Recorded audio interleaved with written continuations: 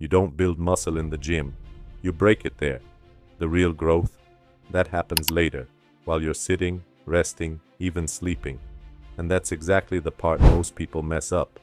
When you train, your body isn't just lifting weight. Your brain sends signals, motor neurons fire, muscle fibers contract, and when the load is heavy enough, your body recruits bigger, stronger fibers, the ones that actually have the potential to grow. Most people get that, but here's what they don't understand.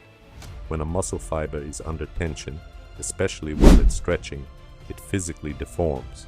That tension triggers a powerful molecular signal that tells your body to start building new protein. More protein equals bigger muscle fibers. That's hypertrophy. And according to recent research from McMaster University, your muscles don't need to be torn to grow. They just need to be challenged with enough tension. So no, it's not damage that builds muscle. It's tension. That soreness you keep chasing, that's just inflammation. Your body cleaning up the mess, not building new muscle. Think about it. Marathon runners are wrecked after a race, but they don't come back with massive legs. Now here's where most people lose progress. Muscle protein synthesis, the actual growth process, peaks about 24 hours after your workout.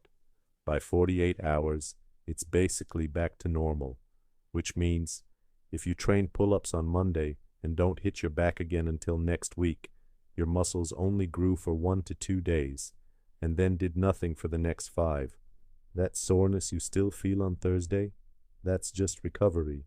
The growth phase is already over, so if you want real progress, stop training each muscle once a week.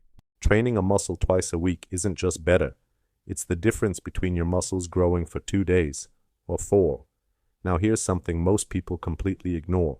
The lowering phase of every rep. That's where you're leaving the most gains on the table.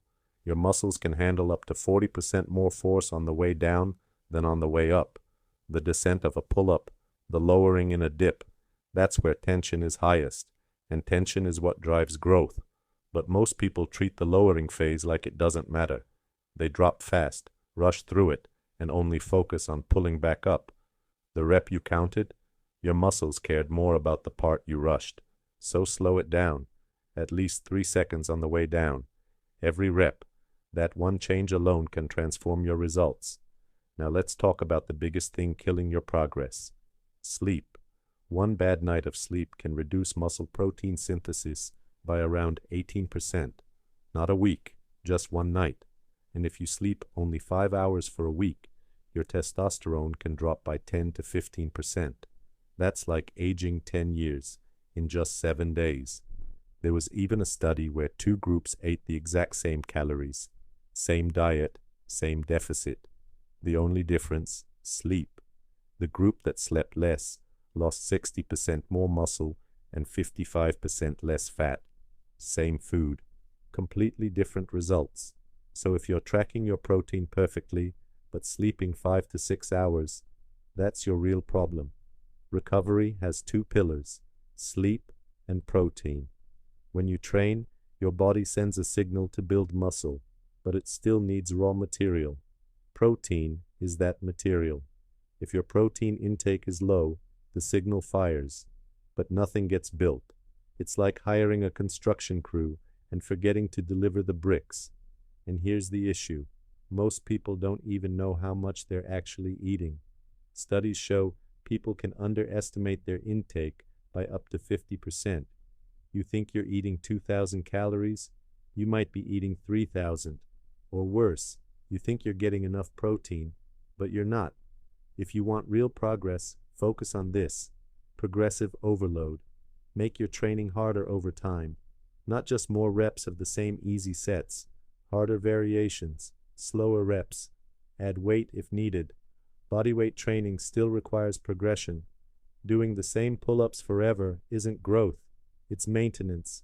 So here's your simple game plan. Train each muscle at least twice a week. Control the lowering. 3 seconds every rep. Sleep minimum 7 hours. Hit your protein consistently. Progress your training over time. And remember this, your soreness will peak around day 2, and stick around for a few days. But your muscles? They finished growing around 48 hours. They were done before you even felt the worst soreness. So next time you walk out of a workout feeling destroyed, understand this. The hard part isn't the workout, it's what you do in the next 48 hours, because that's where the real growth happens. And most people waste it. Bad sleep, low protein, and waiting to feel less sore before training again. Your muscles don't grow because they hurt.